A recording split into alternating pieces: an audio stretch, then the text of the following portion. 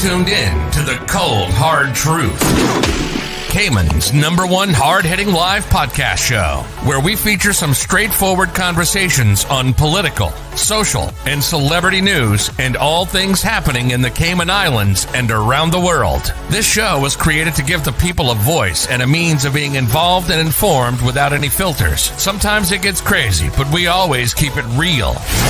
We bring you the tea, piping hot, so grab your favorite beverage and join the conversation via WhatsApp at 324-1612. Email tips at CaymanMarlRoad.com. Now, here's your host, Sandy Hill, broadcasting live from the beautiful Cayman Islands.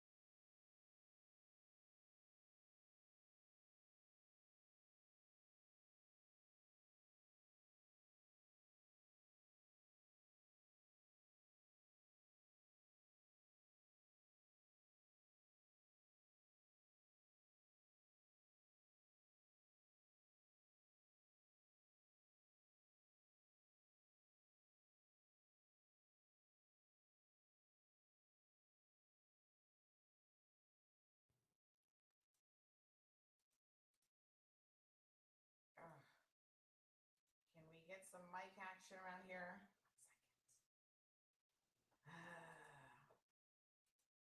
anybody? Mike, 1, 2, 1 second.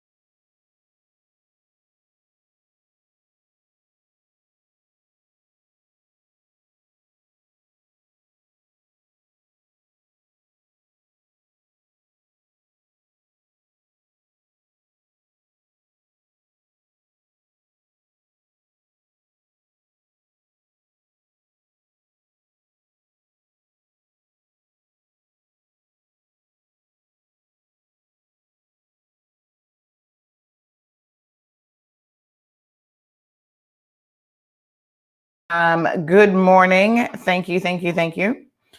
I have this new mic set up and it's driving me a little bit crazy. I'm going to soon chuck it in the garbage is exactly what's going to happen.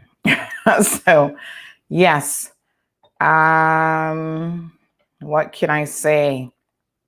Good morning, Christine. Let's back it all the way up because we had so many of you tuned in. How is the weather? Olivia, give me 1 second. We're going to give you the latest update, which would have been 7 o'clock our time. So we're 44 minutes into that.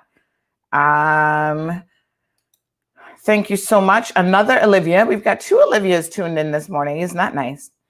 Anne-Marie, Grace Ann, thank you so much. So far, the weather is actually not that bad. Good morning, Maureen. Thank you. Miss Eunice is here. Mitzi. Johnny, it's a bit windy and wet, but nothing too worrying at the moment. Yes, that is correct. We have once again been extremely fortunate with this storm because this storm is now pushing, I believe, a category 2.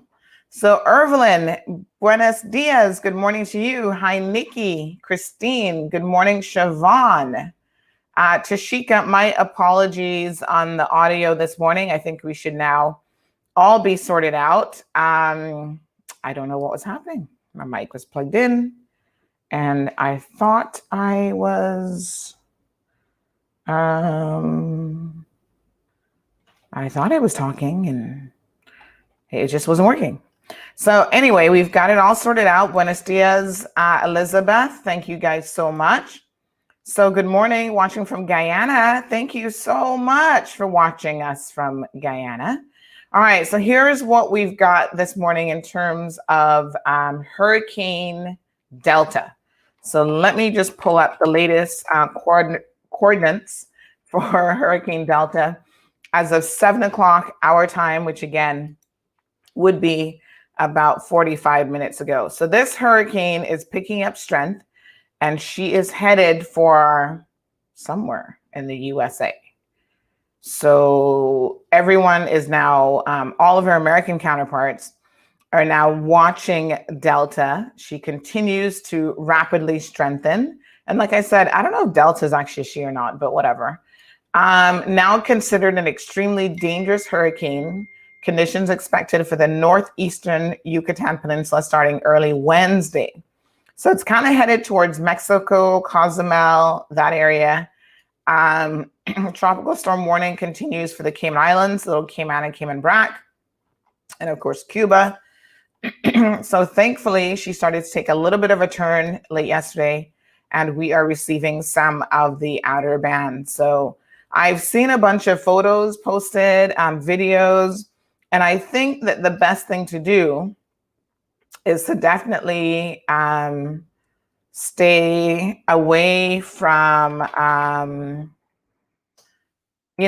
just stay away from the ocean. A lot of people are trying to go out by the seaside, and I would not recommend it. I know that you guys want to get a little bit of a look at what's happening with the ocean.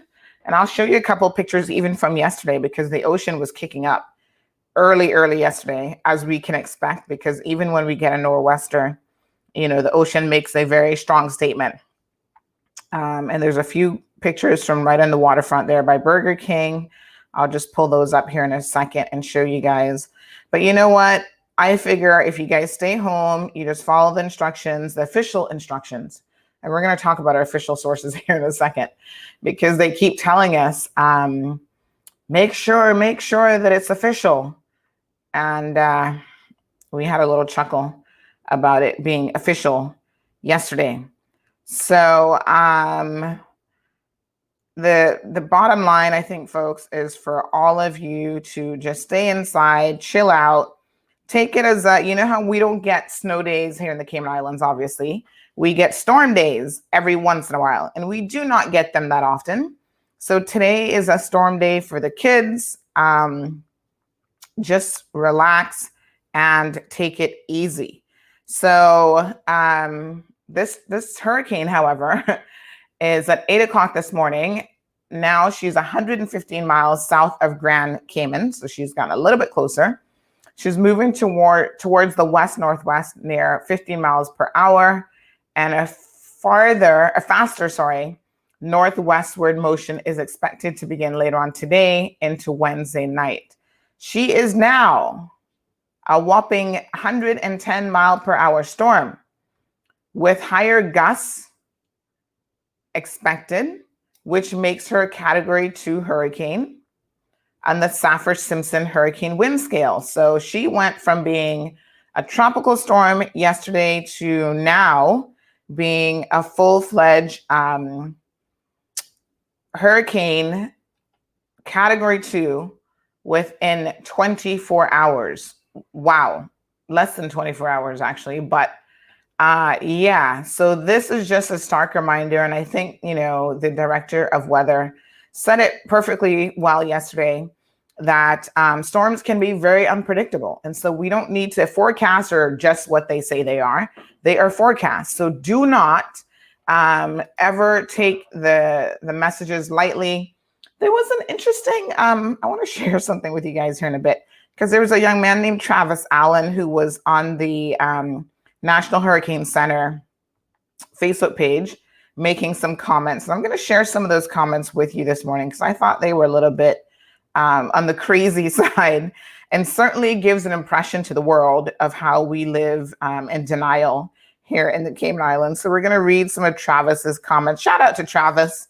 I like that he's engaging on social media, but I read the comments and I thought, to be so young and naive again. Youthfulness has a certain, what is the word I want to use? It gives you like a certain,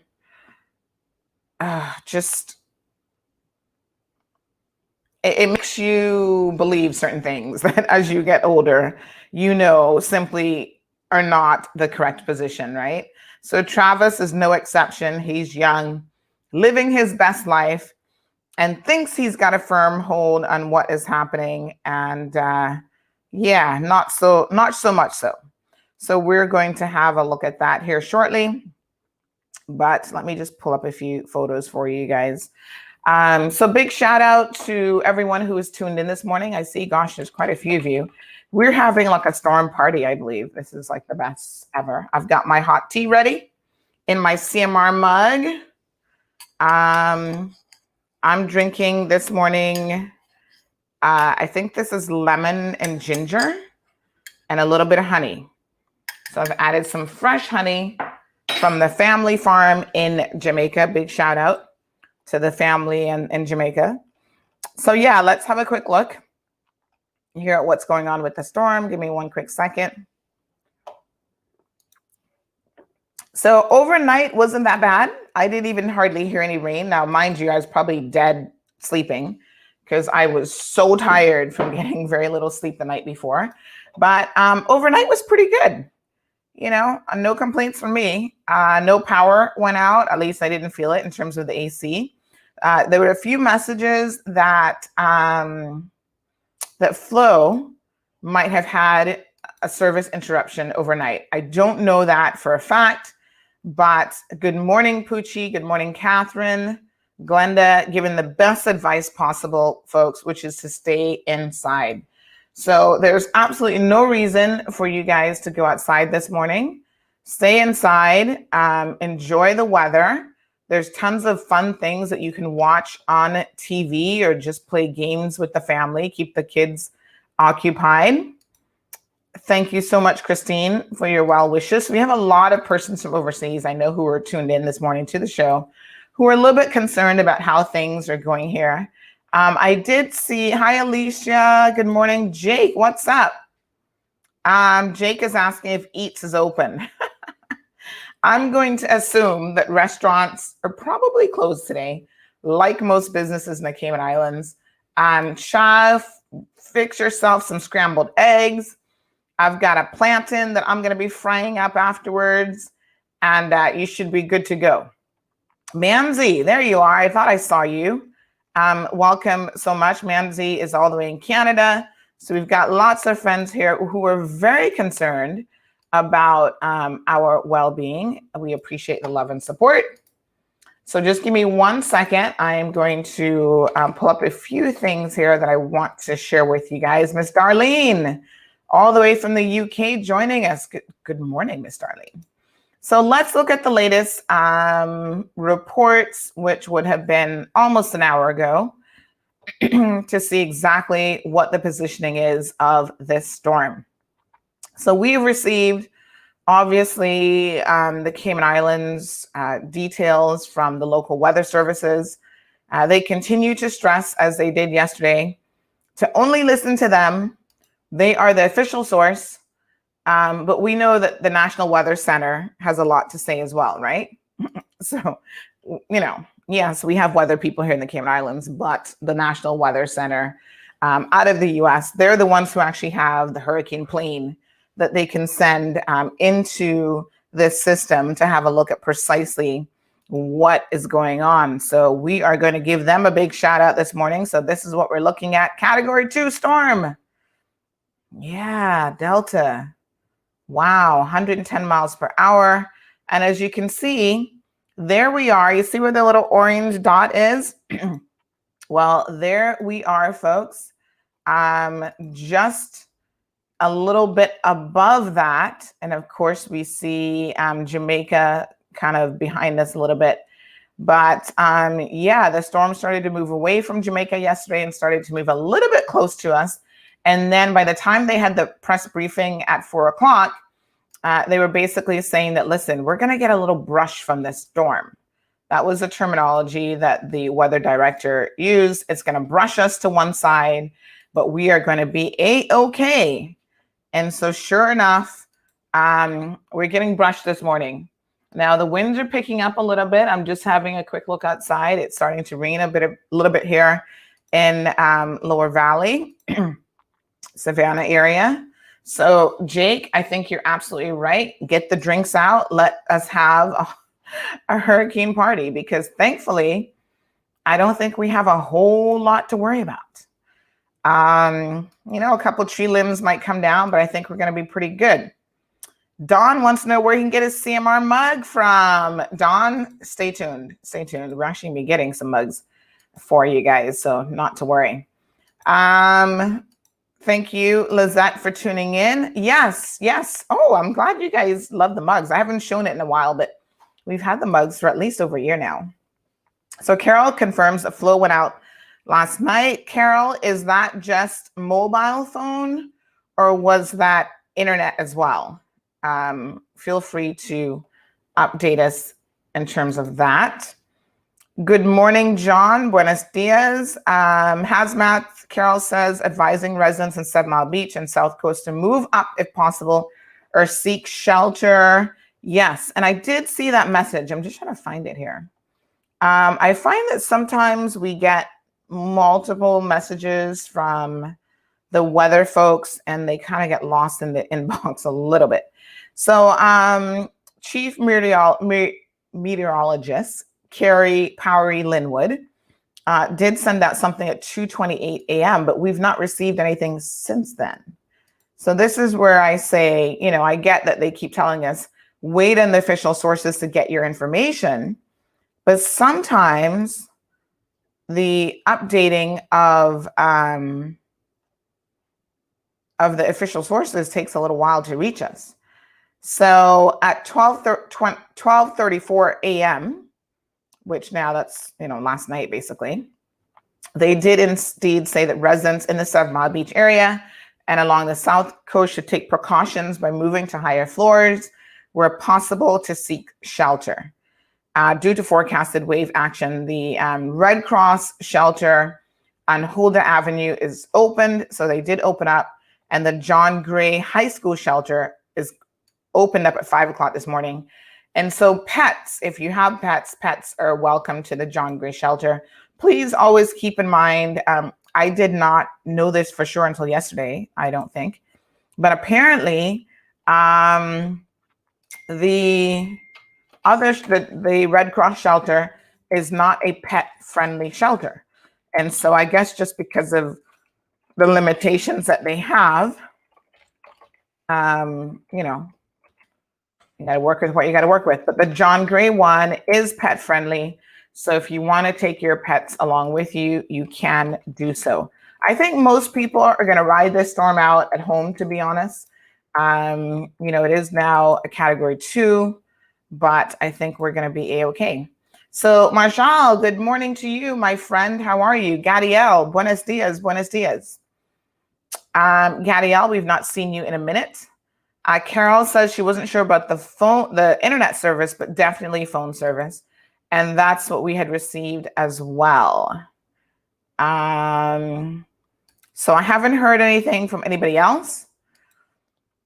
I still think that Flow remains our biggest provider. So I don't know if more people are on Flow and if that impacted them in any way. But yes, we're good here. I think now cell service should be back up.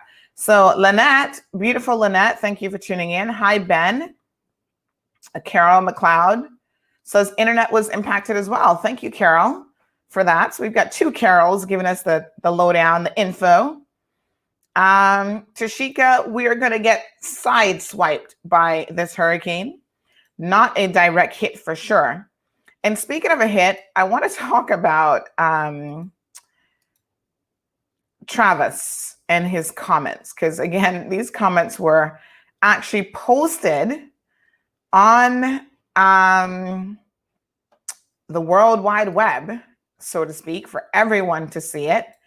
And I thought they were a little bit comical, but at the same time, a precautionary tale. So Travis made a comment on the Facebook page of the National Weather Service, which obviously everybody in the world can see that. And he had the following to say.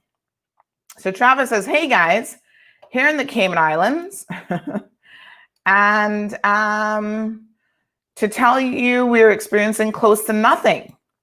So Travis is giving them an update on exactly what's going on. I can barely hear the pitter patter on my windows.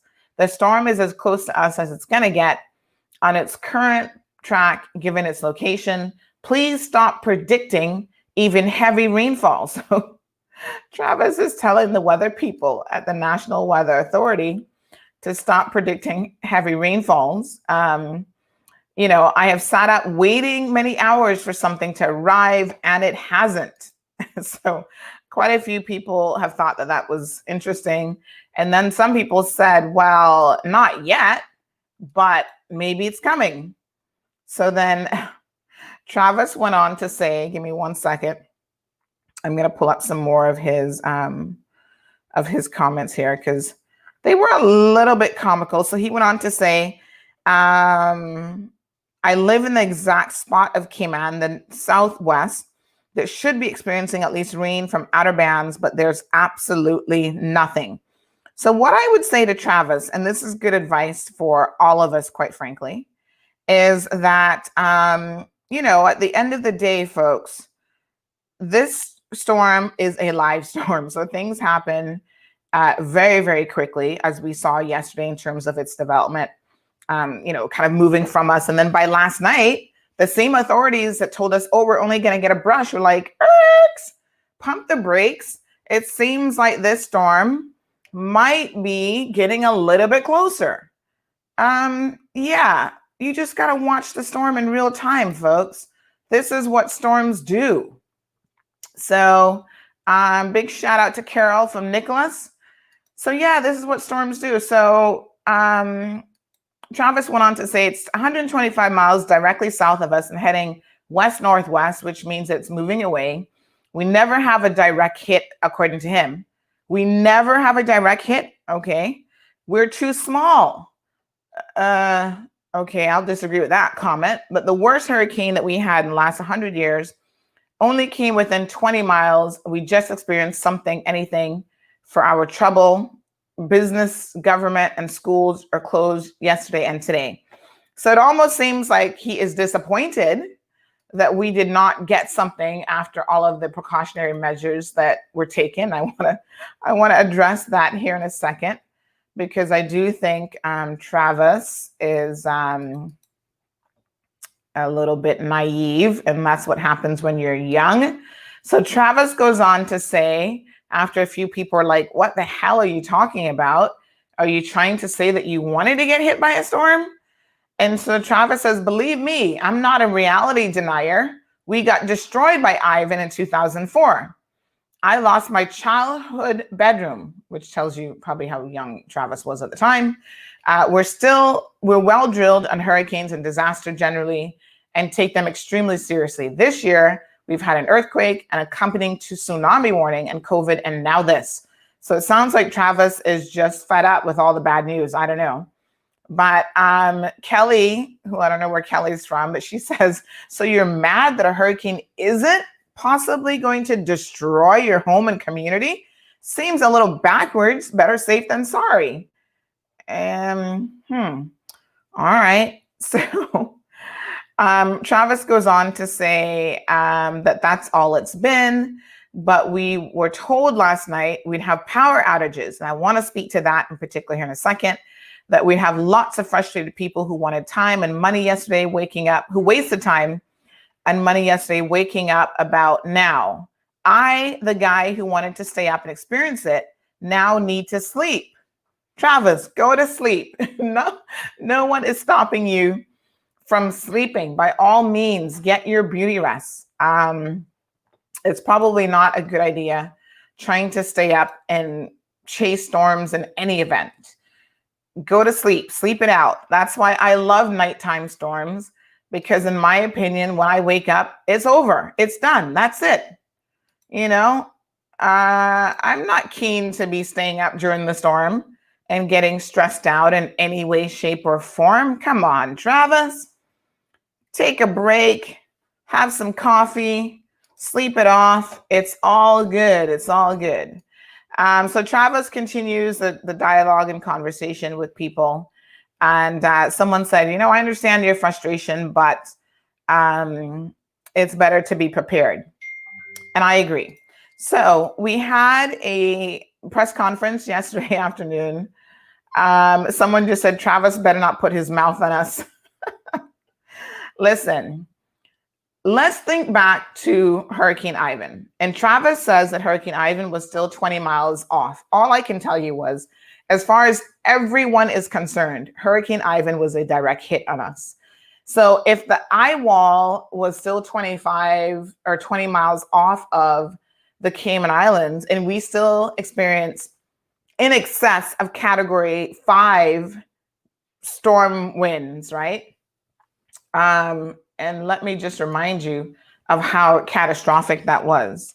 This was definitely our worst storm that we can remember in modern history. So yes, if that was still 20 miles off of the Cayman Islands, all I can tell you is thank God that it did not get any closer to us. So Ivan packed 150 miles per hour sustained winds and gusts well above that. I do believe that in our case, it actually broke our metering device, as I recall, at the airport. So at some point it gusted well above 150 miles per hour, and then we just lost whatever would have been left. But I mean, my God, $360 million in damage to, I believe that was Jamaica's total. Our total, let me just see here. So, I mean, Hurricane Ivan was massive, right? So make no jokes about it. I mean, a Category 5 storm is nothing to laugh at.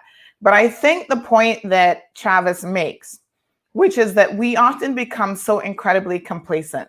So here we are, some 16 years later from Hurricane Ivan. That was September 11th for us, pretty much the 10th and 11th, right? And Ivan hit us with a vengeance. And there are many of us who have now forgotten what Ivan was all about. And in fact, there are some people who were not even born when Hurricane Ivan were around. So people don't always have all the details of Hurricane Ivan. It sounds like Travis was pretty young. Hurricane Ivan killed some 64 people in the Caribbean, in Grenada, Jamaica, Venezuela, and even 25 persons in the US, including 14 people in Florida. So this was a crazy storm that impacted a lot of people. Estimated $3 billion worth of damage, right? Mostly in the Cayman Islands, Grenada, and Jamaica. So I can't remember the exact figures for us now. I'd have to dig a little bit deeper, but it was significant. Something like 95% of our buildings had some sort of structural damage from Hurricane Ivan. So when we are in the thick of hurricane season, all I can tell you is take every single storm seriously. We saw yesterday how this storm was kind of, undecided a little bit about what direction she was going to go. She moved away from Jamaica. She's moving closer to us. Then she kind of veered off a little bit and then a little bit closer again. So assume and prepare for the worst. This is good advice that came out of the press conference yesterday. And if the worst doesn't happen, you're good. I understand Travis was a little bit disappointed that we didn't have anything exciting for him to stay up for. But Travis, it's all good. Life will have more than enough excitement in store for you as you continue to live it, where at some point you start to say to yourself, I don't need all that excitement. Isn't this one of the things of being youthful and young is you like excitement when you're younger? I don't know. You guys tell me about this. Have a think about this.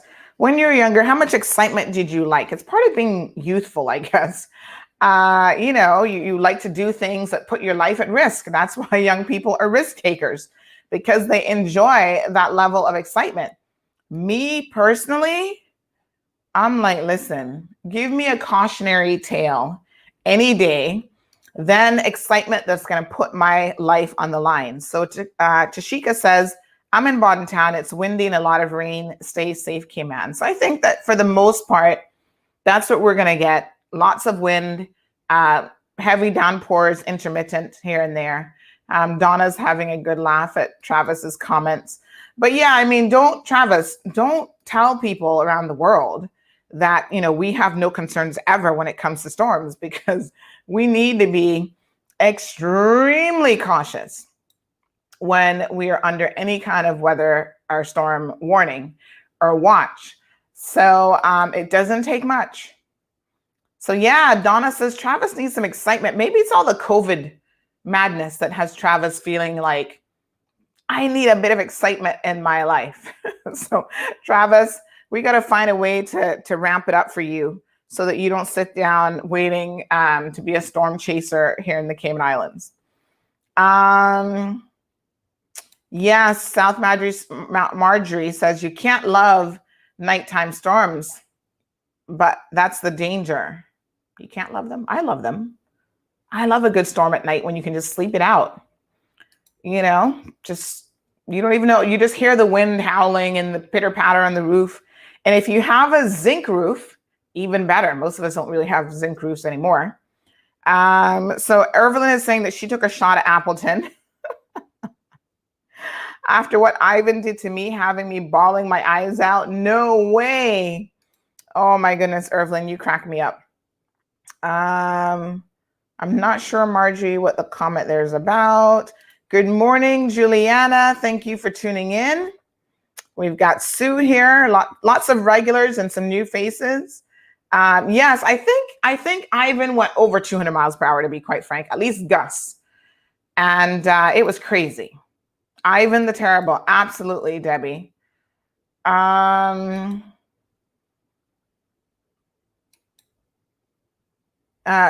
wants to know if anyone died in Ivan here in the Cayman Islands. So Ivan was peculiar for us in that it seems like we didn't have any deaths like directly in the storm, but we had a few people that died afterwards. So there was one incident, I believe, with a generator. Did someone die from exhaust fumes from a generator because they weren't using it properly? And then I think that we also had people, obviously, who were stressed out after Ivan. I remember our suicide rate went up after Ivan. And we also had people dying of natural causes because stress does kill you, folks. And a lot of people are stressed out. As Irvlyn said, a lot of us wanted to take not just a shot of, what were you having, Irvlyn, a shot of vodka, Appleton? We probably wanted the whole bottle of Appleton after Ivan. It was a very stressful experience. And a lot of people, I think, succumbed to, an earlier death had they not been through Ivan. Listen, I am convinced to this day that Ivan shortened the lifespan of my two dogs, Oscar and Rupert, at the time, because they died the following year, and they were pretty much in perfect health. And I think it was just the stress of it. And, I got to tell you a story about my dog, Oscar, in particular. Oscar was always a bit, if I had, when you're a mom and you have children, you always think that sometimes you've got a child who is a little bit extra special. Like they need a little bit extra love and cuddling. And, you know your kids as parents, and that not every child is built the same. So some kids have a bit more resilience built into them from day one. Some get it through environmental factors. And all I can tell you is that poor Oscar wasn't born the most resilient child or dog in the world. So he was a little bit passive aggressive at times. It was just because he had this personality where you just wanted to squeeze him and hug him and love him a little bit extra, right? So Oscar did not do well with storms. Even before Ivan, he wasn't crazy about the weather when it would kick up. And, he's the type of dog that July, we don't do much here for July, but, when we have fireworks, New Year's and stuff like that, Oscar did not like those things at all. So after Hurricane Ivan, this is what Oscar would do. Anytime he would hear the rain outside, or if it was a windy day and the windows were kind of shaking just a little bit, Oscar would start getting visibly agitated. And so he actually figured out, he's actually a pretty smart dog, I must say. He actually figured out how to open up the window. Now listen, folks, in Cayman, the traditional windows that we have are just the push-up windows. You can latch them down. Most homes have that style. And so Oscar figured out, and I don't know how, he was only like 35 pounds. He wasn't a big dog. But Oscar figured out how to push the window up, push out the screen, and let himself out. So what he would do after Ivan, if there was bad weather and he began to feel a little bit uncomfortable, he would literally push up the window in my apartment, push out the screen, jump out, and go about his business, roaming the streets. And then my neighbor, I'll never forget, big shout out to Mrs. Scotty and Cayman Brack. My neighbor would call me, Sandra, Oscar's out again. Your dog is out again. Because he would literally sit there on his porch and watch the dog open the window, leave, and walk around. And sometimes by the time I got back, he would have jumped right back through the window. And he was there waiting for me like nothing happened. But I'm like, okay, my window's open, so I know you went out the window.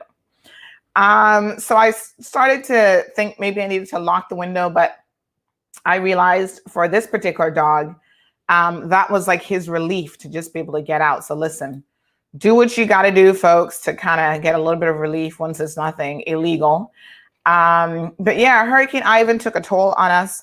And then the following year, both dogs died within a month of each other. And I really think it was due to stress, like honestly, because of the storm. Yeah. So we are most thankful this morning. Thank you, Miss Sue. I don't believe that in this day and age, you can hide deaths as easy as people think. Now, I know a lot of people have conspiracy theories about what happened. There were some bodies that were dug up in the graves. So I think initially a lot of people were like, oh my gosh, there's bodies floating in the water and on the sand and on the beach.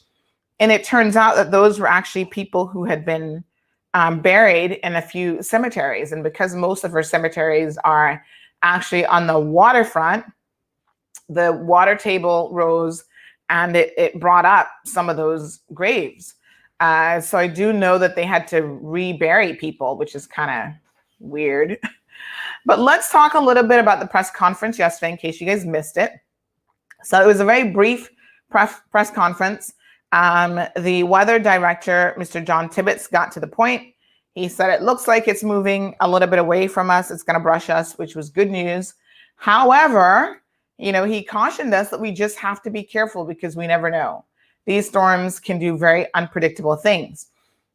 One of the most interesting things that Mr. Tibbetts said is the fact that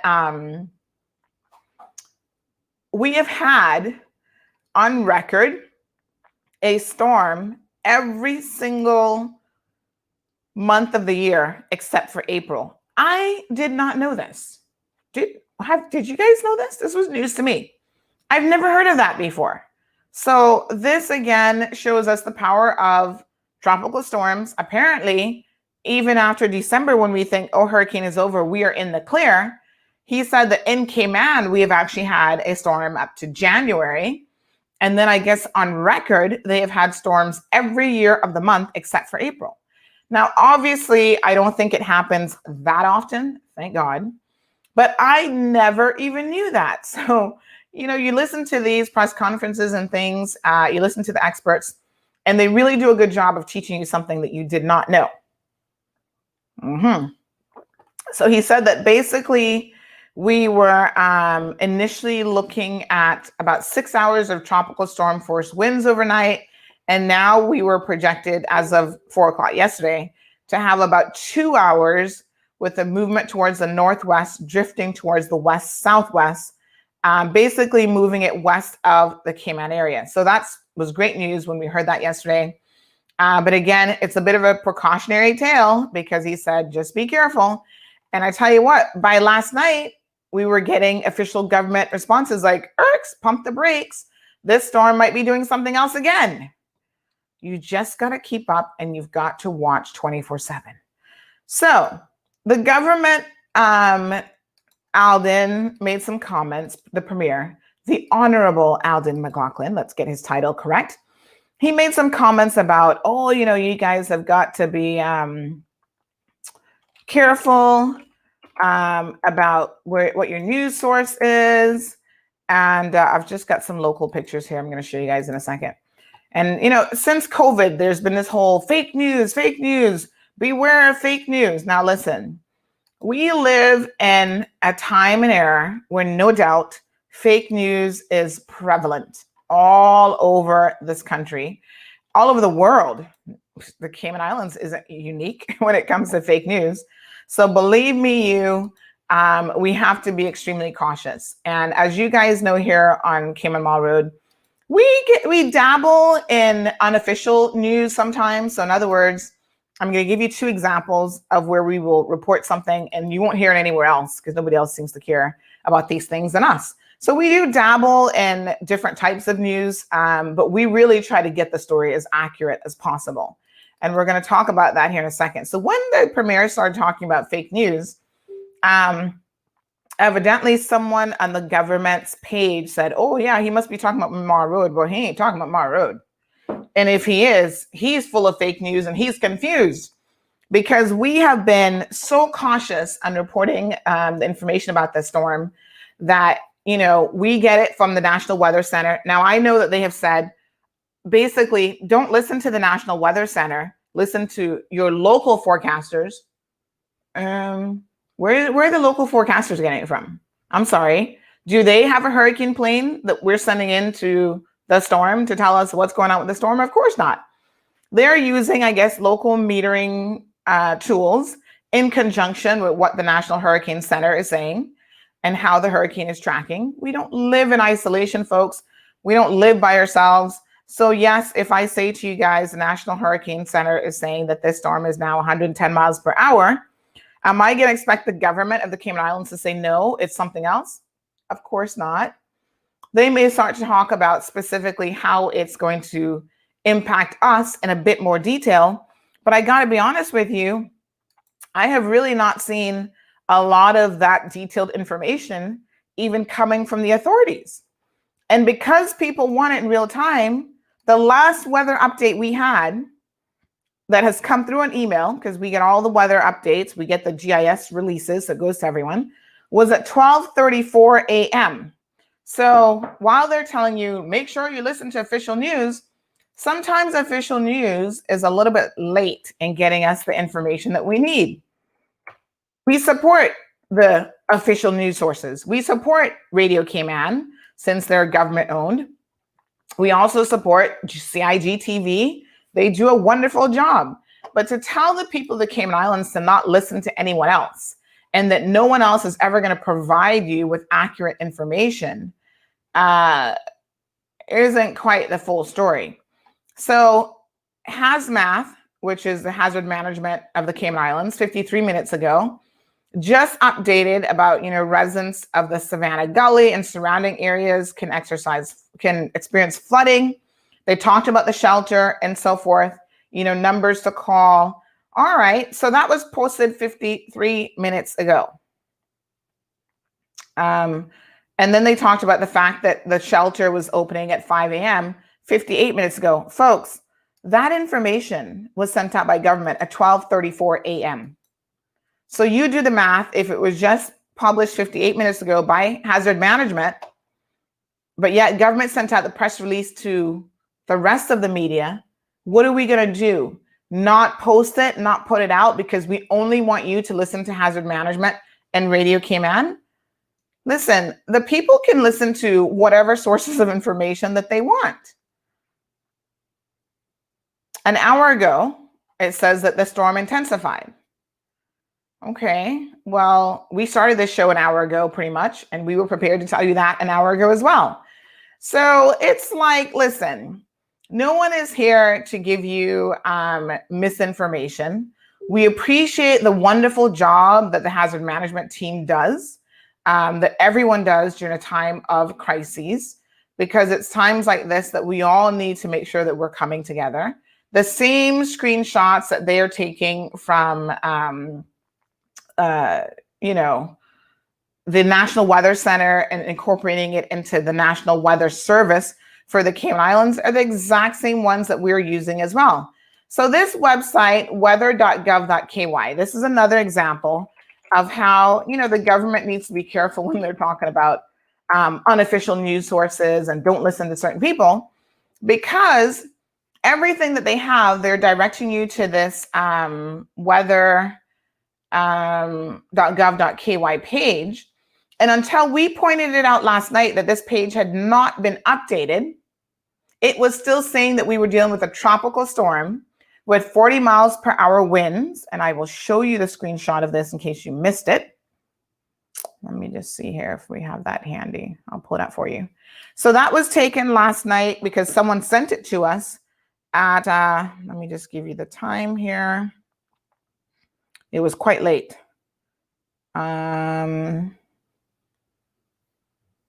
So this was at 11:06 p.m., right? We were receiving a screenshot of that website saying, Sandy, why is this website not updated? Government is telling us don't listen to fake news, only follow our official sources. And, they've got an official radio station. They have an official TV station. It's not like online TV, I guess. And they have they have multiple websites. They've got Cayman Prepared, weather.gov.ky. And here we are with a perfect example of where the official sources are not even updated. It does make me scratch my head a little bit. A few people sent us, I'm going to show you some other things that people sent us. So check this out. This was sent to us by a viewer. Says, going down, another one bites the dust. So apparently the weather.gov.ky portal, according to Island Erage 345, I don't know, that basically the website was even working. And then here is another one by John Eady saying caymanprepared.gov.ky was also down. It was given an error message while processing the request, try whatever. And there was a few people who said, oh gosh, they thought that it was specific to their device. Like maybe it was their phone that was having an issue. When in fact, it turns out that it wasn't their phone. It was the government websites. Now listen, I am not here to knock the government. They do the best that they can do. I can only imagine the stress level that they all go under. You know, the France Manderson, who kind of heads up the Hazard Management Council or whatever, was saying that, listen, things were getting a little bit crazy. They had to have emergency meetings. They were ready to go, you know, but there are lessons to be learned and nothing is perfect. And I say, good for you, France, because nothing is perfect. We're not perfect here on Cayman Mall Road. We never say that we are perfect. And in fact, I think the beauty of you know, what we all do is we contribute to the conversation. So every single entity, in my opinion, has a role to play. So when they're telling you, oh, don't listen to anybody else, only listen to government, that sounds very dictatorial to me. And it sounds a lot like state-controlled media is what we're aiming for here in the Cayman Islands, which is not something that we want. So Sai asking about the weather. Thank you guys so much for tuning in. I think some of you have tuned in late and you have missed it. So let me just update you again on kind of where we're at. So I'm happy to say that this storm is indeed going to brush us by a little bit, but it is now a Category 2 hurricane at 110 miles per hour. Here in the Cayman Islands, we are having rain and lots of wind. And, you know, at the moment, it's actually not that bad. One of the other interesting things that the weather director said yesterday, which I found incredibly interesting, is the fact that we actually, let me just show you something here, that we actually can get storms that are a bit, like the bands that we get can be just as impactful as if we were getting bands from the center of the storm. So hi, Jim from Texas. So this again is precisely why we need to be cautious and be careful. Don't think because we're getting outer bands that that means that we can just have a vacation and not worry about anything at all. All right. So Ronika, thank you for tuning in. Yes, Morna, someone did send me your comment about that. So thank you so much. Like I said, I do not think that the premier was actually referring to us because I don't know, you know, what he's referring to. We've not gotten anything wrong in terms of the weather at all. In fact, here is something a bit interesting.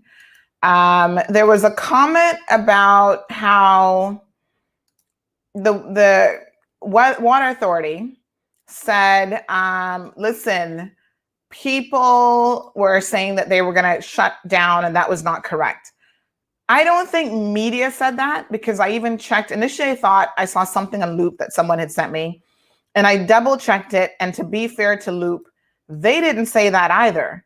What they said is that they may have to shut off the water, which is what Water Authority themselves said. So I think this is a case of where people are not reading beyond the headline, and the headline itself even said may, and they are jumping to conclusions. Now, as you guys will recall, after yesterday's show, what we did was we picked up on the live stream feed again, and we started just putting up PSAs and alerts directly from the sources. So as we're getting the emails, John Gray high school graduation has been canceled. We were literally copying and pasting that information and putting it up on the screen for you guys to watch and to see for yourselves. So we are giving you the information directly from the source. We also took a screenshot of the National Museum, saying that they were closing due to inclement weather. We did the one from the Humane Society asking people to come in and assist with animals. We did the one from HSA. So we show you the information for yourselves. Here's one we did this is the same one now that apparently is in question because some people are saying that they were confused. We actually shared this exact screenshot for you guys yesterday as we received it. Now, what does it say? Water Authority would like to advise the public that our offices are closed. Please continue to listen to your radio, websites, social media, blah, blah, blah. And they were just announcing the closure. Now, later on, they went on to say that depending on what happens with the storm, they could, and this is precautionary, they could indeed take the decision to shut off the water. And this is standard operating procedure, folks, for any time we have a storm, because to protect their systems, they are better shutting it off than allowing it to go through a category 2, 3, 4 hurricane and whatever, and actually getting damaged. So that is what local media was saying. So I don't know where Water Authority got it from, that people were saying, oh yes, they're going to be shutting off water. But despite those stories, I still had people messaging me saying, is Water Authority going to be shutting off the water? And I said, no, they haven't said that. And they can't say that until they're going to do it. Once they have made the decision to do it, then they will send out an advisory advising all of us that this is what's going to happen. And this is what it is. So I think people misread information. I don't know. They're misreading it. They're getting it wrong. And then they're blaming it on local media, I guess. And the premier, sometimes he doesn't really pay attention to what's happening outside of, I guess, official media. So maybe it's in his best interest to not always try to attack, other sources of media.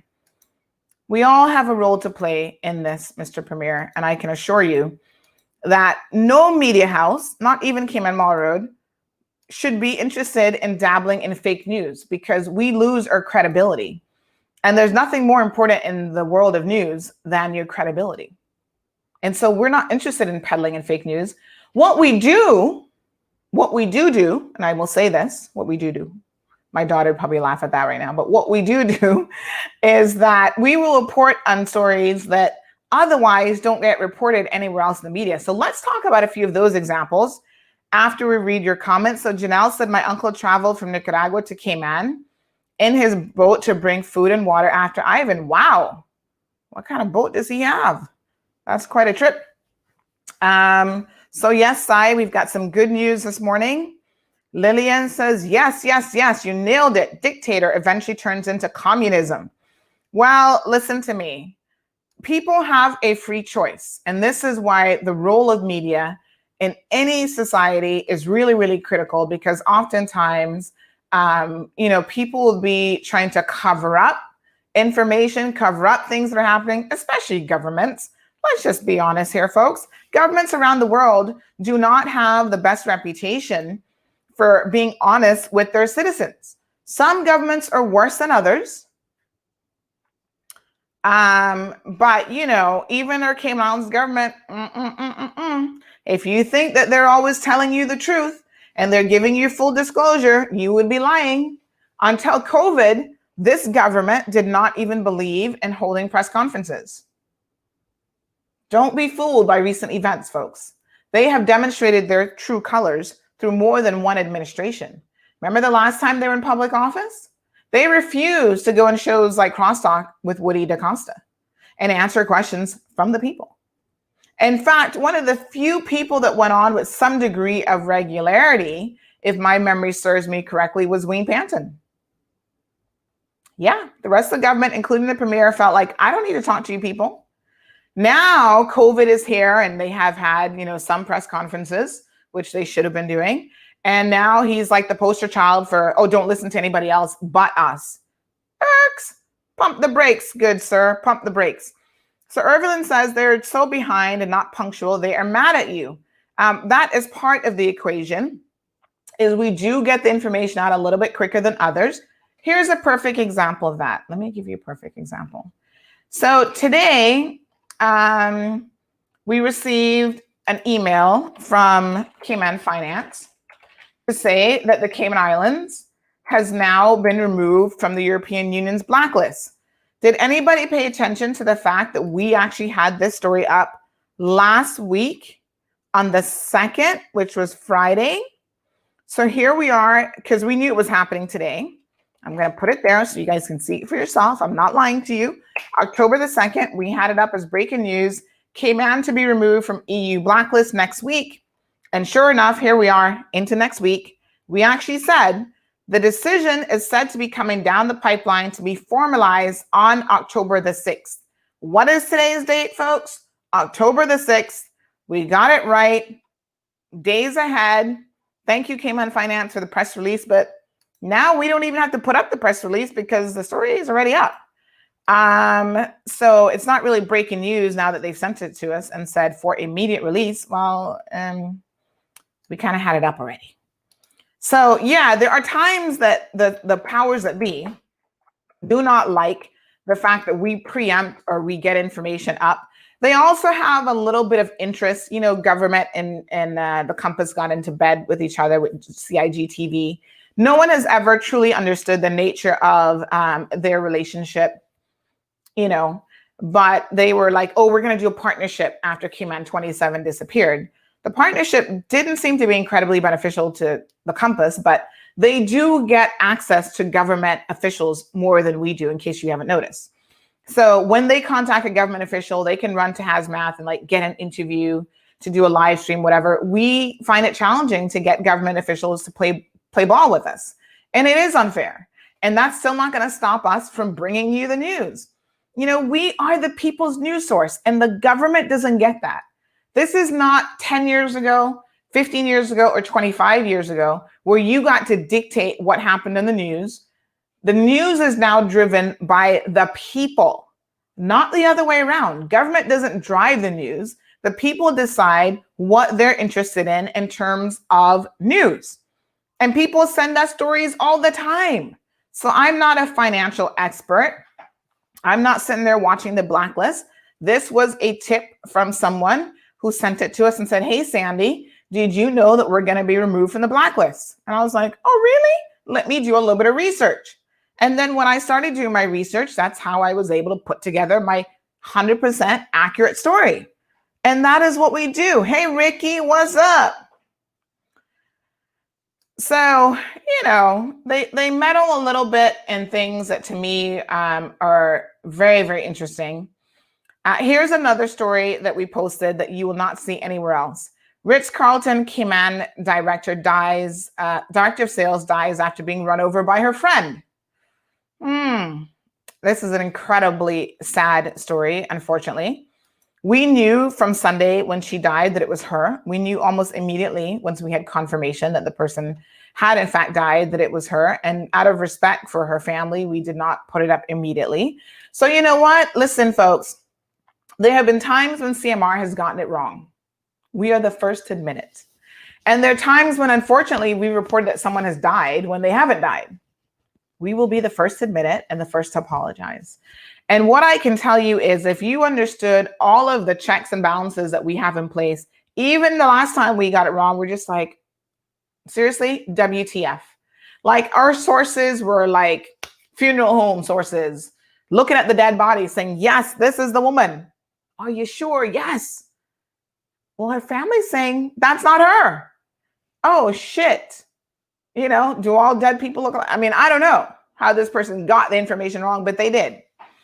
And so now, especially when it comes to deceased people, we're like, listen, Morna will tell you, we'll just wait. You know, we'll wait a little bit. So we knew that she was dead from Sunday, but we're like, we're not going to put it up right now. We're going to wait, allow her family from overseas, because obviously she's from Michigan. It might take them a minute to get the news and to get the information. Allow them to get the information. And we will wait and see what happens. So we didn't put this story up until yesterday afternoon. By then, we knew for sure, 100% certainty, that she had died. Only 31 years old. I mean, this is such an incredibly sad story. I don't even know how this happens. I'm just going to show you a picture. Beautiful young lady. I don't personally know her, but, you know, I was able to view her social media accounts. Here's the irony of it. This is her posting a comment with Anthony Bourdain when he died. I remember he actually took his own life. He committed suicide. And she had met him through Cayman Cookout. So she was pretty much like the top salesperson at the Ritz, which is amazing to only be 31 years old and to be in that position. And she, from all appearances, was an absolutely beautiful person, both inside and out. I have not met a single person who has had anything but positive things to say about this young lady. Everyone is like, oh my God, she had an infectious personality. She was just an amazing person. She was full of life, always made you laugh, and was just a genuinely nice person. When you hear of everyone saying that about a person, you know that that is genuinely who they were. So Janelle, this is extremely sad. Our condolences to her friends and family. And in fact, if you guys remember yesterday morning during the show, I actually had someone reach out to me and said, can you confirm that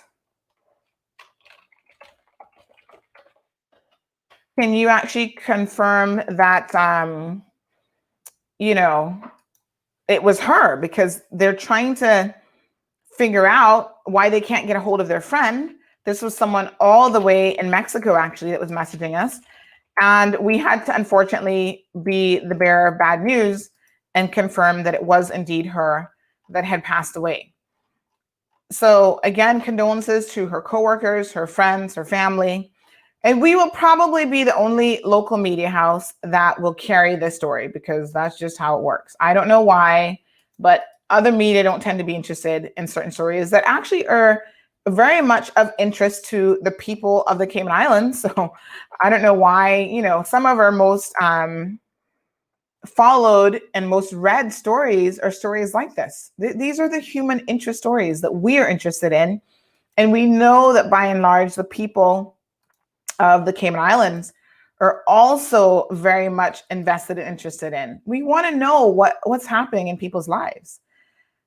This is an unfortunate situation. Here's another celebrity photo of her.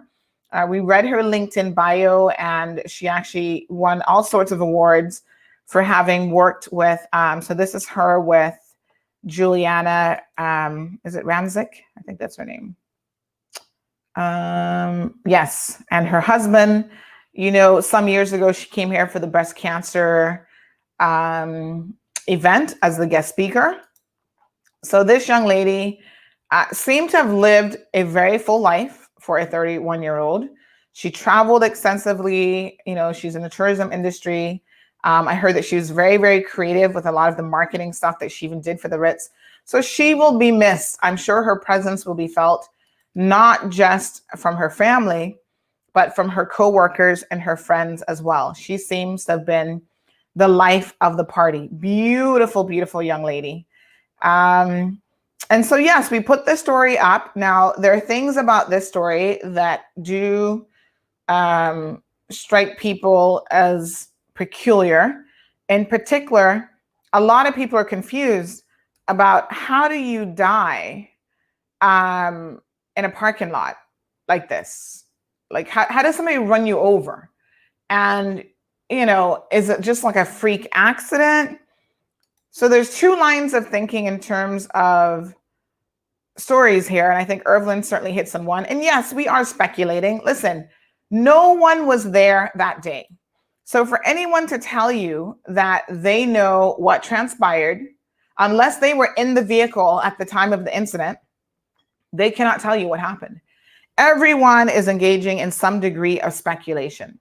What we do know is a 48-year-old friend of hers has been arrested for causing death by careless driving. And there's different types of causing death. There's causing death by dangerous driving, careless driving. And I think that speaks to what the police initially think may have happened. Now, let's be honest here. This young lady works for the Ritz, which is owned by DART. So immediately I started receiving messages that were like, the police are handling this very differently than they would the average investigation, because it is a DART employee. And DART's lawyers are involved, and police files or police records are being locked where you can't see anything, and this, that, and the next thing. Interesting. Really? Huh. Okay. So what I will say is all of these things will allow people to speculate even more about what has actually transpired. Did her friend do it on purpose? Did her friend do it by accident? We do not know. So yes, when we put in the story that, listen, we don't know what happened. However, sources, because sources did say this, that the two women were known to each other and may have been arguing in the car. And then James got out of the car and somehow ended up getting hit and run over, causing her death. Another friend claims that it was completely unintentional and that the friend had been out with her all day long at brunch and did not realize that she had run over her friend or hit her friend or something, right? And that evidently the young lady fell and hit her head. Now listen, it doesn't take much when you fall to, depending on how you fall, to kill yourself.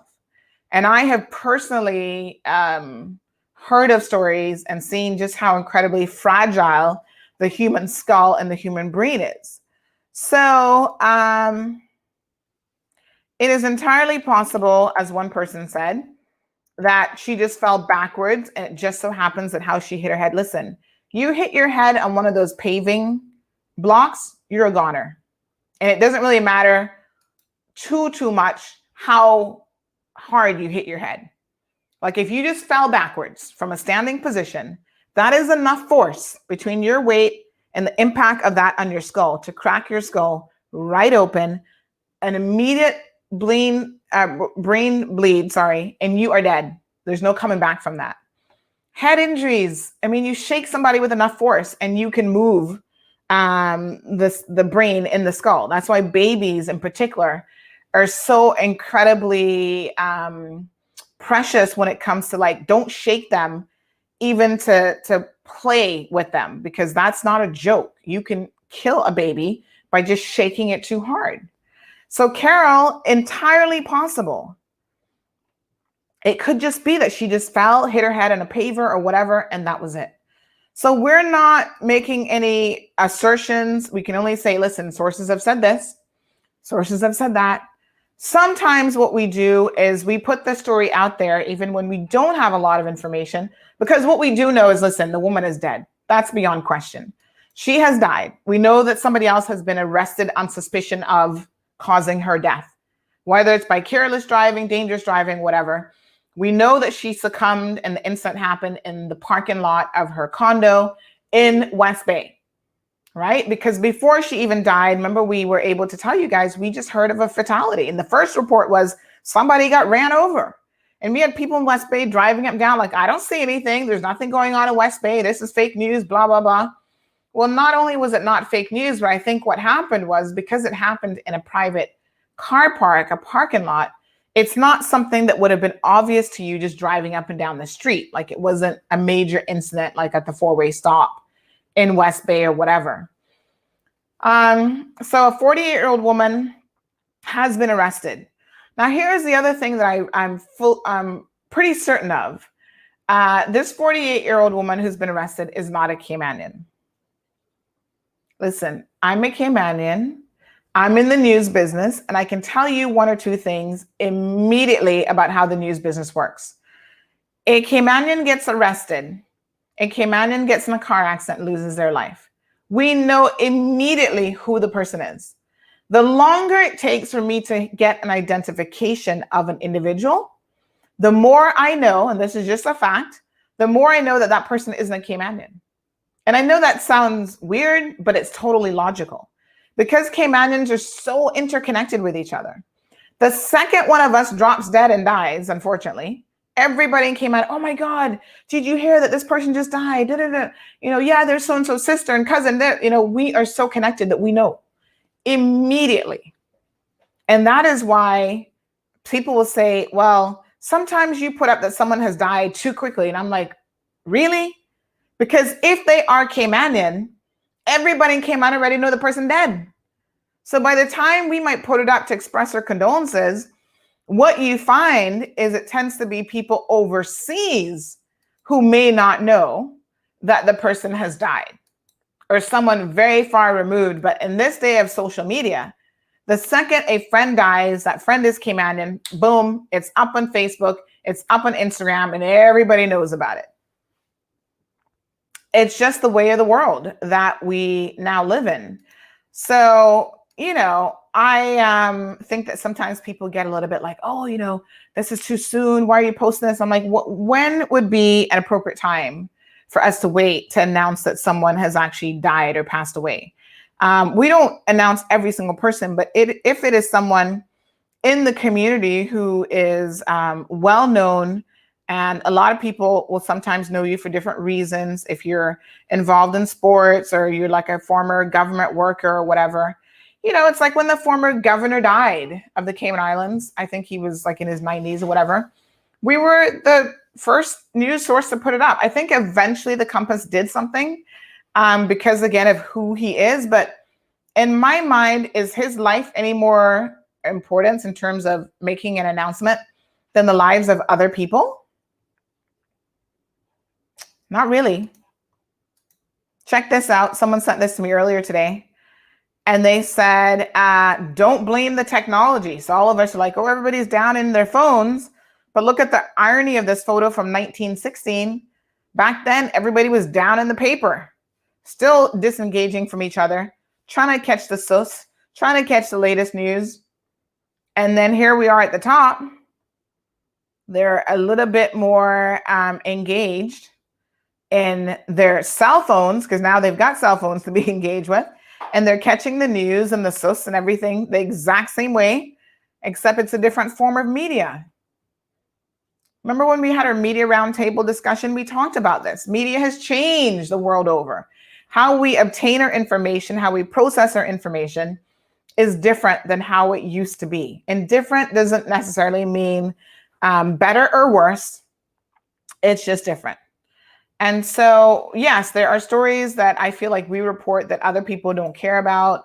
We do regional news. Nobody else in Cayman really touches regional news. The Compass can't be bothered. CNS, I think, are probably too busy for regional news. But we understand that we do not live in a world by ourselves, right? So Cayman is so interconnected.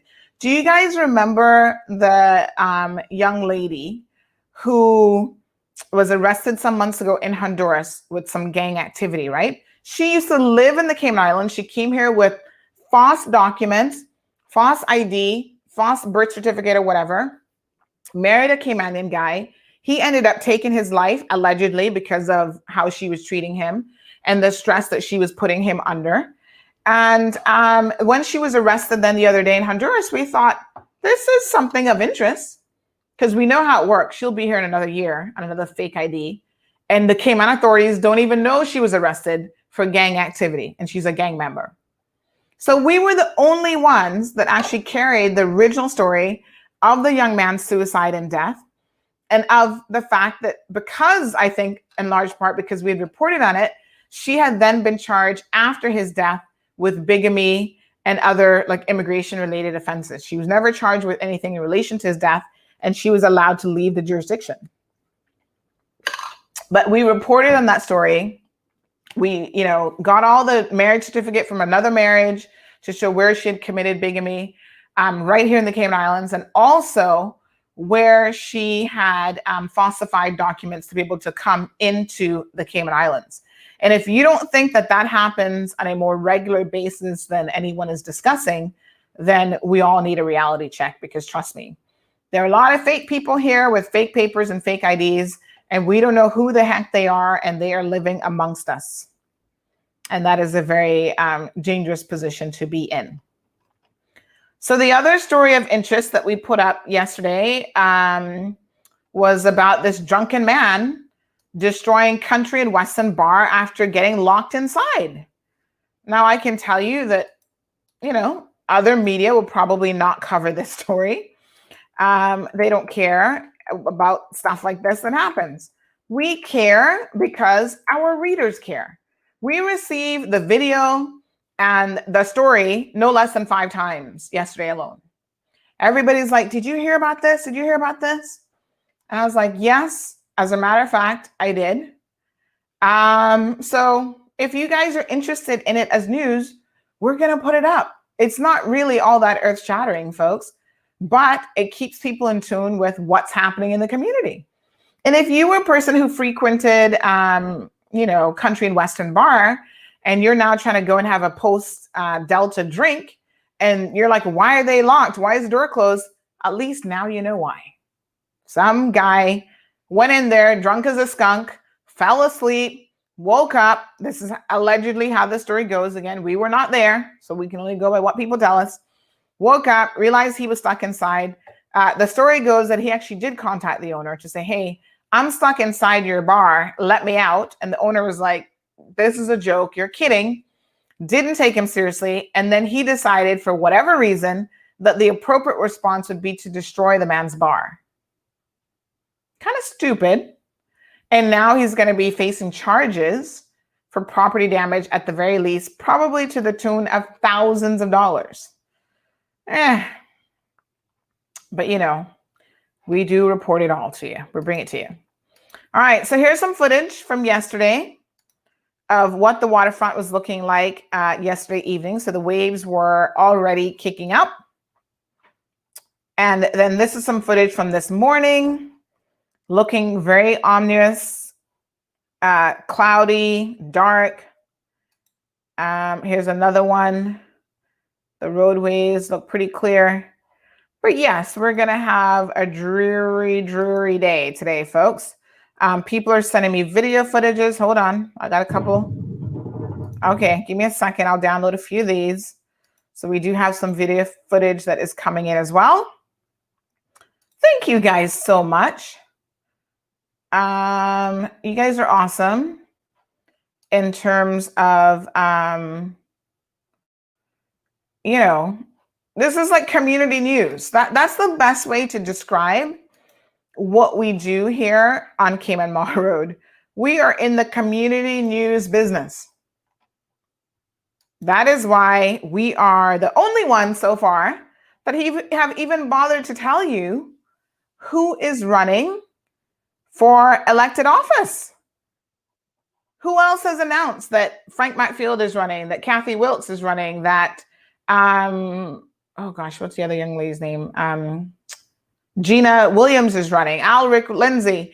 A lot of these candidates are coming out early for a reason.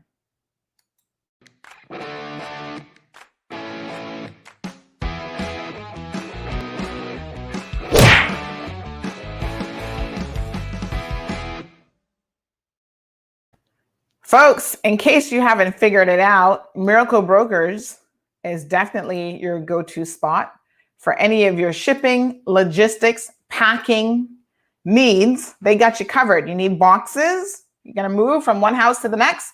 Listen, maybe after Hurricane Delta, you've decided, you know what? I don't want to be on the beach after all on South Sound or 7 Mile Beach. I'd rather be further inland. And well, you're going to move and you need some good packing boxes. Contact Miracle Brokers.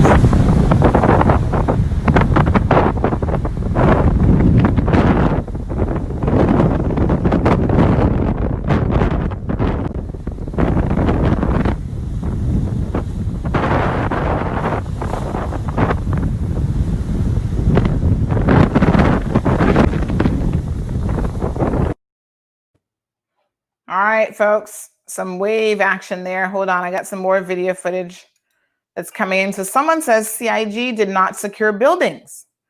And I said, what buildings? They said the Pines Retirement Home. Lord Jesus. The poor old folks. What a mess. That's not good. So let me just see what else we got here, folks. We got a few more video here. Let me just download some of these. Of course, we are not encouraging anyone, like I said earlier, to go out in this weather. Don't risk your lives or your safety to get us any video, because we'll be okay without it. We have a pretty fairly good idea of what is happening out there. But if people want to send this video, then, we will certainly share it with you. But we're not encouraging people to do this.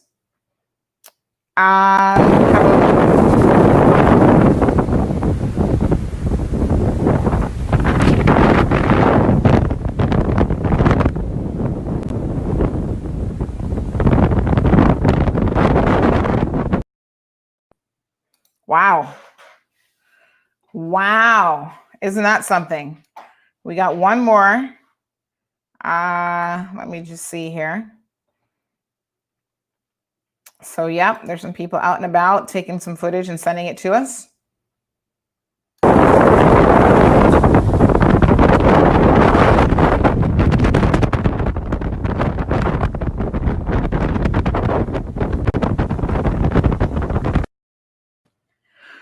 All right, folks, be safe out there. Do not take any chances. It makes absolutely no sense to put your life at risk. And we appreciate you sending us information. The Pines building is built to withstand a Category 5, says Anne. Absolutely, but at the same time, you would think that it would be adequately secured, like sheltered and so forth. The building itself might be Cat 5 ready, but you still got to shelter up. So like I said, that's information that has come to us. I'm not swearing by it one way or the other, but this source seems to know a little bit about Wagwan, what's going on, what's happening. So this person actually watches the weather quite a bit, this particular source. So thank you so much for that. All right, folks. So big shout out to everyone who's tuned into the show. Let me just have a quick perusal and see what else is happening around the world. So remember, the world doesn't stand still just because we're dealing with a hurricane. I know, right? Or a thunderstorm or whatever it is at the moment. For us, we'll get thunderstorm style weather, but things continue to happen around the world. Now, a lot of you said the press conference yesterday was pretty good because it was short and sweet. So the persons that needed to speak spoke. They talked about the fact that people who were in quarantine were being checked on. It certainly does make you know that if a hurricane is coming during this COVID situation and home isolation, those individuals are a little bit more at risk than you think, because you can't physically check in on them. If you can't physically check in on them, just random checks, you don't know how compliant they are being. So hopefully most of the people are quarantining. I think it's 80 something households, about 80 households. So hopefully most of the persons are quarantining with other people, which means that in high stress situations, when you need your family unit, you need the support of other people. It's not just that team calling you on the phone to say, hey, are you okay? You've actually got people there in your household that you feel safe with and you can ride out the storm with. I think that that's really, really important. But, you know, during a storm, we can't expect these team members of, they change it now from travel time to something else. I'll think of the name here in a second, but we can't expect them to be going out in the storm to be checking on random people who are in self-quarantine. That's just not going to happen. They have got to protect themselves. So yeah, they can pick up the phone if the phone lines are working and say, hey, are you okay? One person, they did admit, decided to move from their location into the government facility. So good for them. And Carol says one COVID positive traveler is now in the hospital. Oh, Lord. That's not good. Elizabeth, you are most welcome. Yeah, well, you know, coronavirus, COVID-19 is nothing to play with. We see the president of the United States of America was hospitalized for a few days. I think he should still be hospitalized. I think he's come out too early. The man is still contagious, by the way, given the timeline, right? Not only did he possibly infect hundreds of people, which the White House has done nothing to trace, but he is also now potentially infecting other people. Did you see this man after the virus? Every headline this morning, BBC News, Trump COVID, president downplays virus on leaving the hospital. So he's telling people, don't worry about it. He even removed his mask after leaving the hospital. Dude, have you not learned anything? He removed his mask, gave some speech, whatever, and then he starts like having difficulty, obviously breathing as he's giving the speech. This president is something else. America, I've lost a lot of respect for you for putting a man like this into power. And not only that, but you continue to defend his absolutely ridiculous behavior time and time again. Now people are concerned about the Secret Service after they, because you can see them holding his bags. They were driving in the vehicle with him and holding his luggage and his bags. And this dude is contagious as hell. He's COVID-19 contagious. And he doesn't strike me as a person who's taking it seriously. So forgive me if I think that he probably hasn't washed his hands very well, right? Yes, he was in the best medical facility in the world, but that's not going to protect the Secret Service agents who are now having to protect him. Those people have families that they have to go home to. And so whilst Donald Trump obviously doesn't care about his own life and he doesn't value the lives of those around him, including his wife, Melania Trump, I mean, this dude is just like crazy. I want to show you guys a video here. Speaking of American politics, which, by the way, I try not to get too involved in American politics. We dabble in it a little bit here in this show. So over the weekend, we know that there were some issues raised by his medical team about when he even got the virus. His medical team actually said that he was being treated for 48 hours, which means that he had it from Wednesday and he knew that he had it. And he didn't tweet until Friday morning after midnight, which would technically be Saturday morning, that him and his wife had actually tested positive for COVID-19. It's like, when did you actually have the virus? And he was attending fundraisers, political functions, social functions, shaking people's hands, no mask, no social distancing, hugging people. There's tons of footage of him and his supporters hugging people. And now a large section of his cabinet, his advisors, so to speak, have all come down with COVID in the last couple of days. And I mean, it is a lot. They did a map showing all of the persons that were infected, and the list just keeps getting longer and longer and longer. So Hope Hicks, Kellyanne Conway, there was the First Lady. There's another governor who now has it, a Republican governor. Let me tell you, let me see. There's quite a few of them who've now all tested. They're saying, this one says Ivanka Trump actually stayed home from White House after exposure to person with coronavirus. So she has been exposed. I mean, it is a long list of all of the people who have actually been exposed to it because of him. So, and a lot of them have now tested positive, right? Go look it up, folks. You can get all their names and see who they are. I was trying to find the picture. Somebody had it up on social media where it had like a picture of all of them together in a bigger picture. But there's a number of them.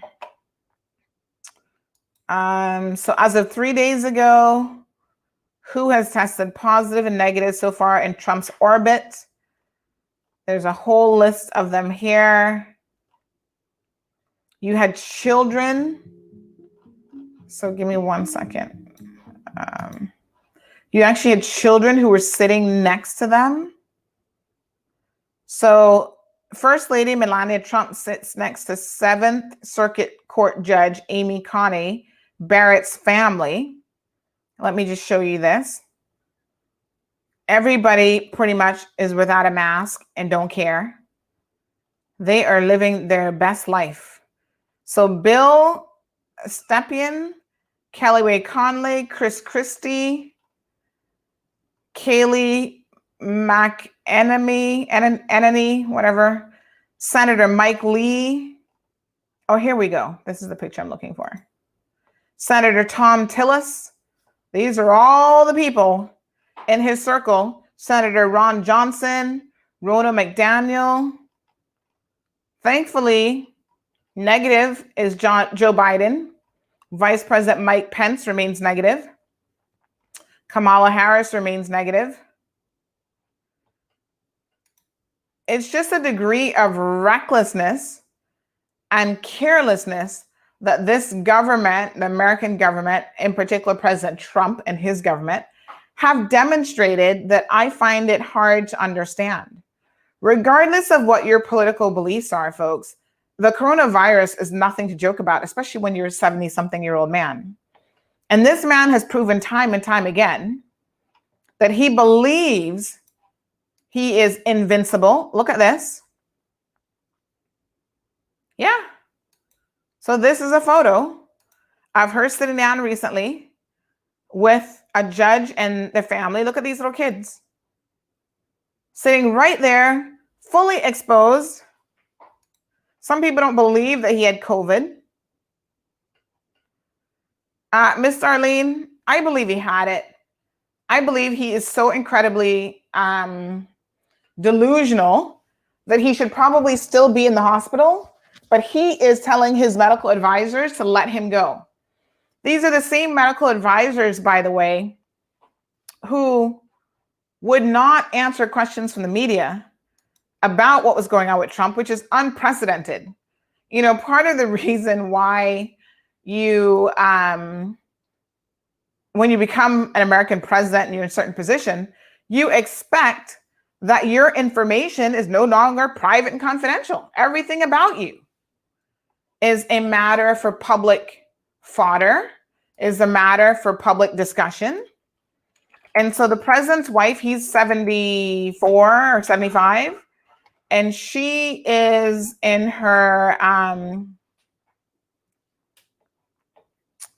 she's 50 years old.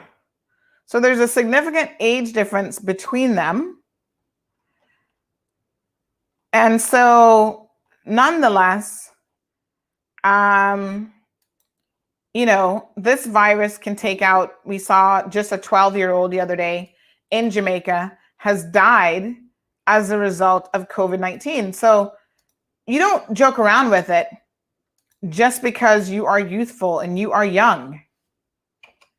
You take it seriously and you try to protect not only yourself, because everybody's a little bit selfish, but you also protect those around you, especially vulnerable people like children. So Debbie agrees with Darlene. She's saying, I don't think he had it either. Well, I think he had it. I think he's come out of the hospital too early, trying to downplay the seriousness of it. I also think because of who he is, he did have the best medical treatment. They used some sort of experimental treatment on him. I don't think we know the severity of it because he does not want them to tell us. They're claiming, oh, patient confidentiality. That's a bunch of hogwash.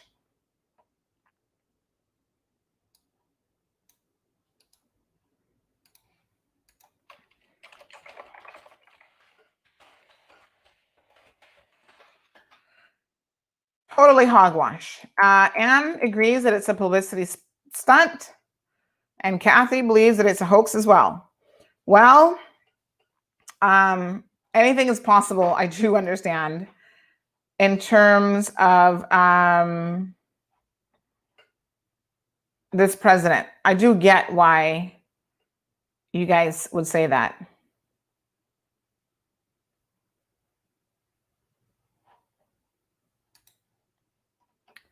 Oh, wow. Someone has just sent me a message that obviously I need to reach out to them about. Yeah, sometimes we get these messages. I really need to talk to you. And the other thing that CMR does is we allow the people in this community to have an outlet and to have a voice when otherwise they wouldn't.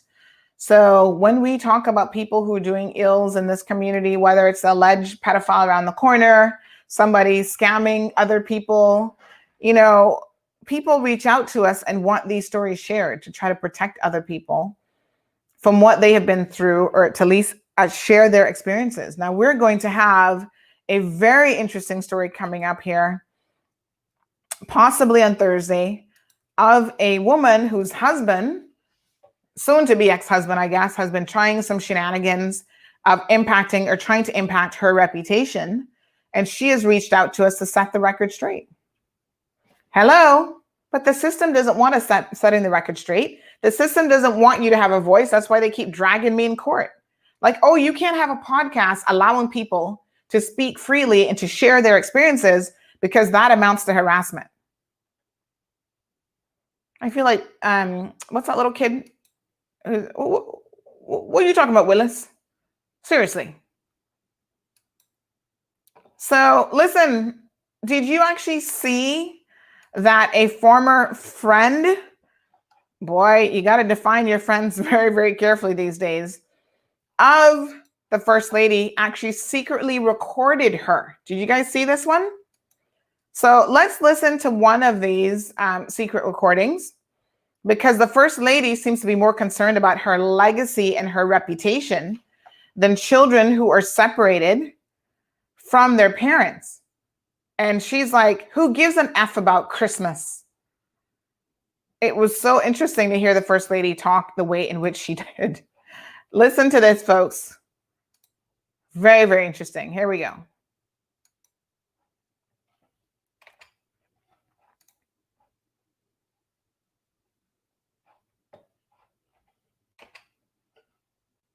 I want to begin with a recording that you made in which you and Melania Trump are talking about her legacy. And it's really fascinating to hear her kind of just speak in this way. Let's listen. That's fine. Who supports Melania? You do have a legacy. Yeah, but then, well, it doesn't come directly from, what I put on Twitter came from me, that they know about the children, and they talk about it. But I'm just saying, you know what I'm saying. You know what I'm saying, right? I mean, you do know what I'm saying. You shouldn't have people across the world. It's in New York. It was always Melania. Like, you know. I don't give a fuck. It's true. It's honestly, because it's honestly, I'm doing the same stuff that I did before. They cannot stand him. They know that I'm with him. They know that I'm. But they felt bad before. Now that you're saying, correct. Okay. All that stuff came out. They feel bad for me. My polls went up. They said, "Oh my God, she's amazing. She's fantastic." What did you think when you heard that? And I mean, it's so interesting because there was this whole idea of sort of, people felt bad for her, that she's with this guy and she's sort of trapped in this situation. It doesn't seem like that's the reality at all. Well, Anderson, I just want to first start by saying that, when I first started taping Melania, I had already left the White House and had already been accused of a criminal crime. And I mean, they threw you under the bus, basically. Very, very much so. The Trump administration, as well as the Presidential Inauguration Committee, tandemly created a narrative that I wouldn't follow, and I needed to be the scapegoat. With that being said, I truly, genuinely went into planning the inauguration with honor. It is the United States of America, and helping the First Lady set up her East Wing office.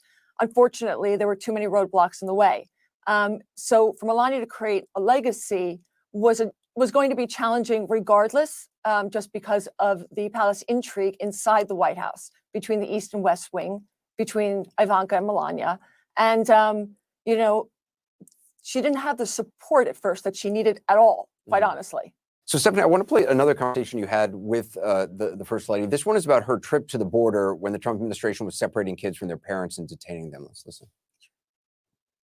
All these kids that I met, they are here in the shelters because they were brought by it through coyotes, the people, or trafficking.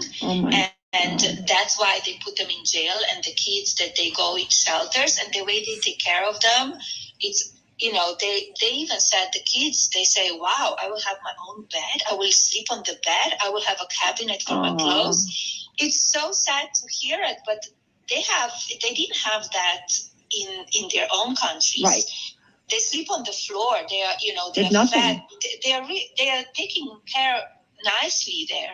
But, they are not with parents. It's sad. But when they come here alone or with coyotes or illegally, you need to do something. Right. And a lot of like moms and kids, they are taught how to do it. They go over and they say like, oh, we will be killed by gang member. We will be it's so dangerous. Mm-hmm. So they allowed to stay here. Do you understand? I what I mean? do. And they're the ones that are the bad ones. Yeah, and they are not, it's not true that they would, you know what I mean? Mm-hmm. Some of them, they're using that lines that, they're not professional, but they're taught by other Right. people what to say to come over and to let them go to stay here, because they could easily stay in Mexico, but they don't want to stay in Mexico because Mexico doesn't take care of them the same as America does. You also had a conversation with the First Lady about her role as First Lady and some of her duties, including Christmas at the White House. I want to play that. They say I'm complicit. I'm the same like him. I support him. I don't say enough. I don't do enough. No. Where I am, I'm working like my ass off. I know. That Christmas stuff that, who gives a about Christmas stuff and decoration, but I need to do it, right? Yeah, but imagine 100%. You have no choice. And then I do it, and I say that I'm working on Christmas, planning for the Christmas, and they said, "Oh, what about the children that they were separated?" Give me a break. Where they were saying anything when Obama did that? I know. I cannot go. I was trying to get the kid reunited with the mom. I didn't have a chance. Needs to go through the process and through the law. But here's my thing. Hear what you just said. But instead of that, if your messaging, you were so loved. They would not do the story. We put it out. They would not do the story.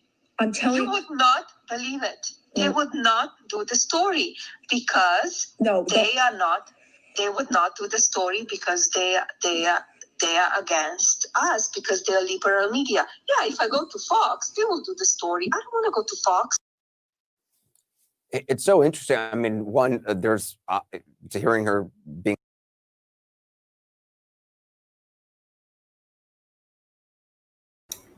So it goes on a bit longer, but very, very interesting. She says, who gives an F about Christmas decorations? And she only did it apparently for the good press and the media. And then when the media wasn't carrying it, it's because, they're left-wing media and they don't like my husband. And America, you're in a hot mess right now. I don't even know what to tell you. I've never seen America so divided.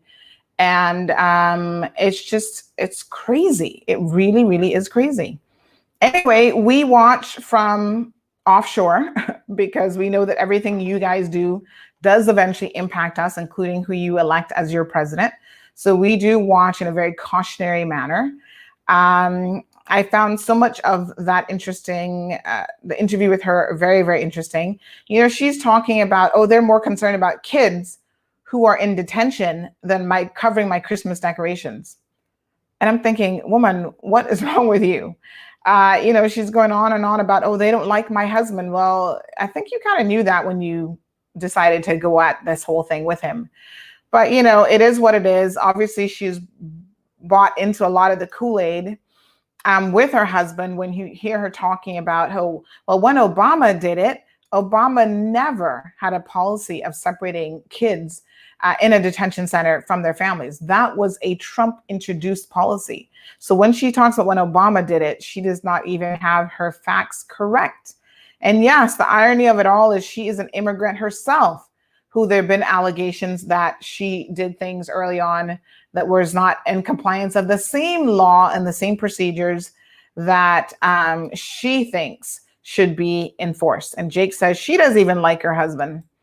Ay. Okay, folks, as we wrap it up, let's have a look at Pedro Castle this morning so that you can get an appreciation for what's happening around the island.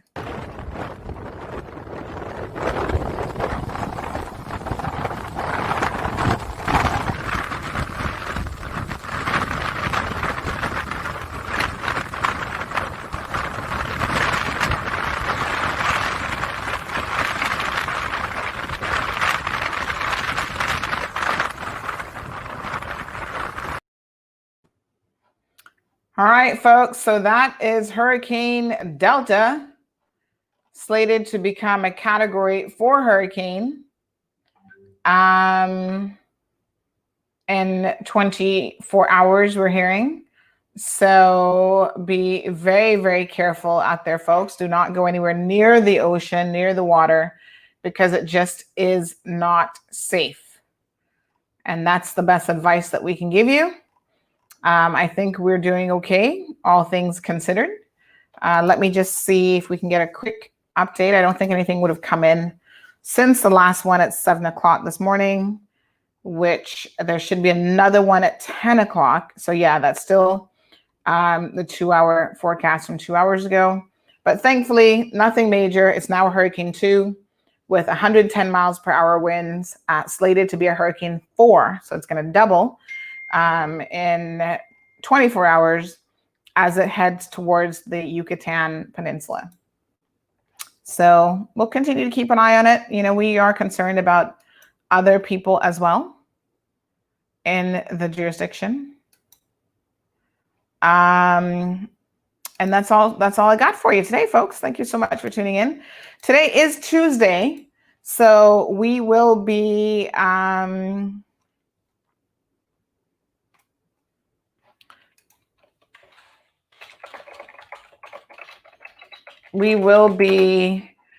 watching the storm continually throughout the day. If anything different happens, grocery stores, well, I know Foster's for sure, changed that they would be opening at 1 p.m. today instead of this morning, just in case there was some, weather still rolling through this morning.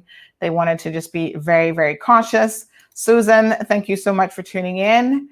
Let me see how we pronounce this name here now. I'm going to attempt it. Yehonathan Segal. Good day. If I butchered your name, my apologies. Jake said I just put some chicken outside on the step to thaw it. Hope it doesn't blow away. Jake, sorry. Why are you putting chicken outside to thaw it? Keep the chicken in the sink. Anyway, folks, thank you guys so very much. Big shout out to our YouTube folks. We've had the numbers have gone up to 250 plus people tuned in today. YouTube right now represents 25 viewers on YouTube watching us. So thank you for those who let me think, keep the YouTube channel going. Why not? So we are simulcasting between Facebook and YouTube. Of course, Facebook always has the most persons tuned in. Folks, continue to be safe. We'll be back here this evening at 7:30. So tune in 7 o'clock. Tuesday evenings at 7 p.m. Stay tuned for any of the latest and any announcements throughout the day. Check our social media pages, Instagram, Facebook. Don't forget, we've got a WhatsApp news group where they get it first. And then, yes, Evelyn said, Jake, she's coming over for lunch. So get the chicken ready. You guys have a beautiful day, and I'll see you tonight at 7 o'clock.